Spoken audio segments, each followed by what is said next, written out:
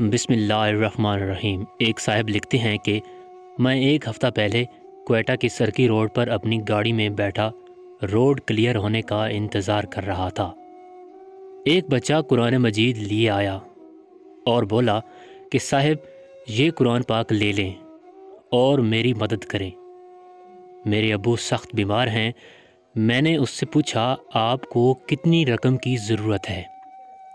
اس نے کہا 10,000 روپے۔ میں نے پوچھا جو قرآن مجید آپ کے ہاتھ میں ہے ان کا ہدیہ کیا ہے؟ وہ بولا 8,000۔ میں نے جیب سے 8,000 نکالے اور اسے کہا بھیا یہ پیسے لیں اور آپ قرآن پاک اپنے پاس رکھیں، ان کا جو ہدیہ ملے اپنے والد کا علاج کرائیں۔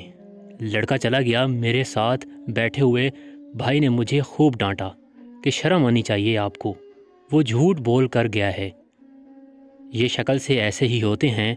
میں خاموش رہا اور جب گھر پہنچا تو گھر والوں نے بھی وہی الفاظ دہرائے۔ آج جب میں اتفاق سے CMH کوئٹہ کے اندر اپنے ڈاکٹر دوست کے پاس گیا تو میرے ساتھ بھائی بھی تھا۔